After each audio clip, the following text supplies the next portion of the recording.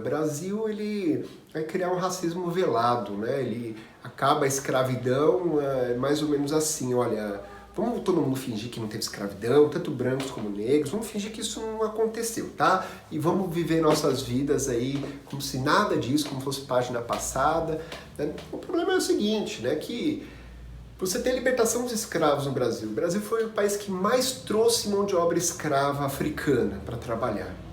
Então você tem a libertação dos escravos. Esses escravos, né, como pretendia a Inglaterra, que impulsionou a libertação dos escravos ali por precisar de uma nova classe consumidora, com uma grande potência mundial na época, ela vai pressionar o Brasil, vai ser um dos mais resistentes a fazer essa libertação, já que tem muitos escravos.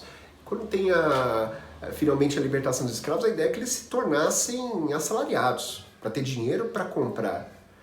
E não foi o que aconteceu. Começa a vir ondas de imigrações europeias ali. E ali você tem um problema. Nesse momento você tem um problema. Você tem, por um lado, o homem branco, dono de uma fazenda, de uma ex-fazenda de escravos. Esse cara tá riquíssimo. Esse cara, você pega a história familiar dele, lá da época da colonização, uma família que veio, tomou a terra dos índios, fez os africanos trabalhar de graça, ele tá rico. E uma riqueza não se esgota em uma geração, dificilmente se esgota em uma geração. Por outro lado, você tem o africano, foi liberto da escravidão e não tem nada.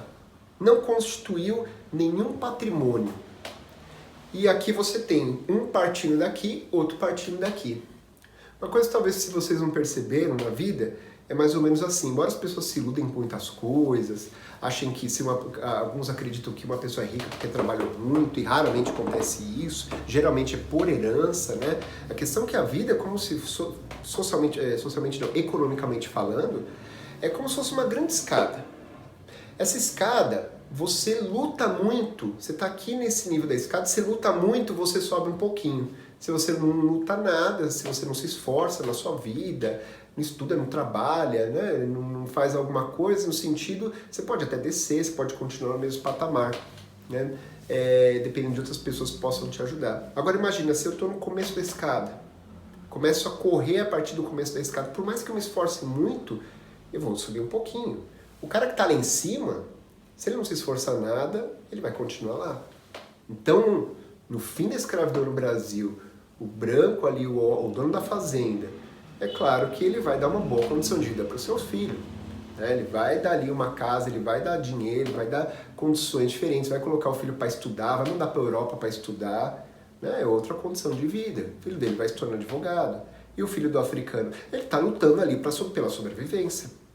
É por isso que passaram séculos, né? Passou tanto tempo, mais de século, e você tem a consequência desses problemas. Quando você olha, mais uma vez, a paisagem, né? A paisagem faz se a gente souber interpretar a paisagem, a gente entende muita coisa. Quando você vê ali a final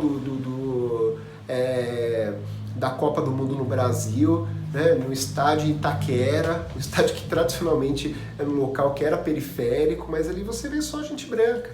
Né? Enquanto nas periferias você vê predominância ali de negros, e quando você vê os melhores empregos, você vê que estão na mão dos brancos. Isso tudo são consequências de toda uma tragédia histórica, de toda uma série de injustiça histórica.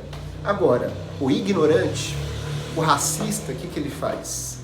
Ele despreza tudo isso, ele desconhece tudo isso, ele nega tudo isso, e ele vai dizer, não, todo mundo tem chances iguais, todo mundo tem oportunidades iguais, a sociedade ela tem uma democracia racial, né? Ninguém foi prejudicado com nada, o policial não olha diferente um negro a um branco, as prisões não estão mais cheias de negros do que de brancos, sabe? Se nega tudo isso, todos os fatos, tudo que é xenofobia, existe. Eu fiquei muito surpreso quando eu vim morar na Zona Norte. Eu morei uma parte da minha vida na Zona Sul, e num bairro próximo ao centro, e não tinha muitos imigrantes ali, raramente se viu imigrante, então me cresceu aquela ideia que muitas vezes se divulga, né, no senso comum, de que o Brasil é um país que não tem preconceito com estrangeiros, xenofobia aqui não existe. Olha que terror a xenofobia na Europa, nos Estados Unidos, mas aqui não, porque aqui é um povo muito receptivo. E aí eu vim morar na Zona Norte. E aqui foi a decadência ali da minha visão de mundo nesse sentido, quando eu percebo ali uma xenofobia absurda em todos os cantos ali, né? Uma onda de migração recente, grande aqui para essa região e eu falei, não acredito, né? Eu não consegui acreditar nisso, né? Eu lembro um lugar que eu dava aula, um rapaz foi espancado na porta da escola e aí eu perguntei pra ele, mas por quê? Eu achei que era roubo, né? Falei, mas o que que eles roubaram de você? Ele falou, não roubaram nada. Eu falei, mas não é possível, como que bateram em você desse jeito e não, pra não roubar nada? Por que que eles fizeram isso? Ele falou, acho que é porque eu sou de outro país. E nossa, como me dói aquilo, né? E ainda bem que me dói.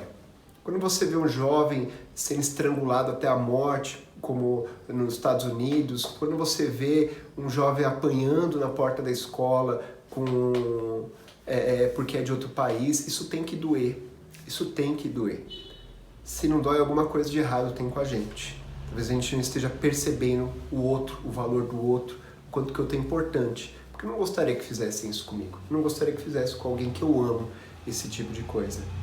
Então, a xenofobia no Brasil é interessante, né? Porque é um fenômeno que está ligado um pouco a outra questão ali de muito preconceito também, em relação de pobres e ricos, né? Tá relacionado ali, né? Os imigrantes pobres parece que são alvos de preconceito, enquanto os imigrantes ricos são muitas vezes adorados, muito bem vistos, né? As pessoas tratam muito bem, de forma geral, quando sabem que o cara é americano, quando sabem que é francês, que é alemão.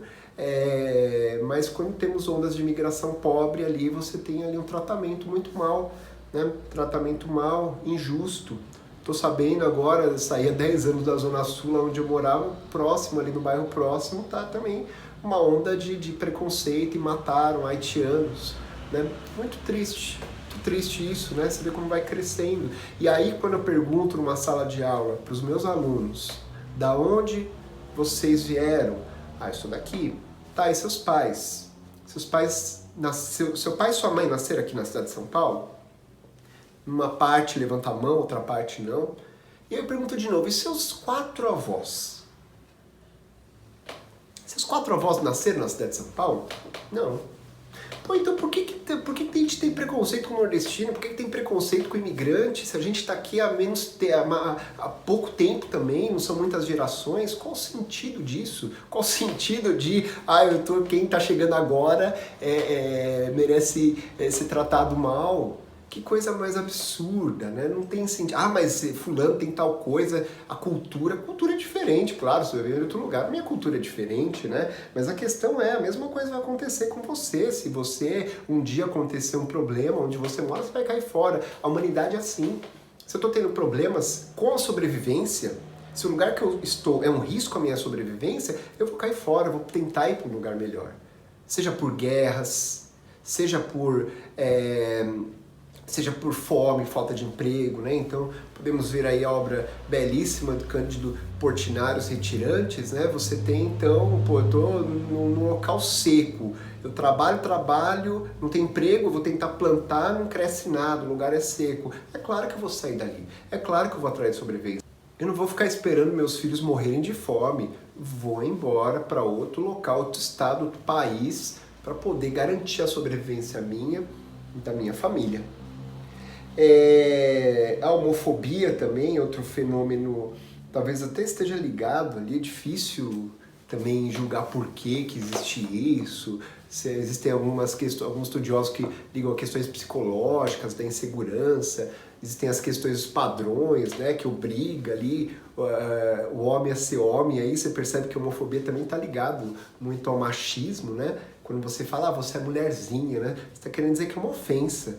É uma ofensa chamar um homem, chamar outro de mulherzinha, né? Por que é ofensa? Por que a mulher é inferior nesse vocabulário popular do senso comum? Né? Então, são formas, né, de preconceito. Nós temos, infelizmente, muitas formas de preconceito que sempre nascem da ignorância.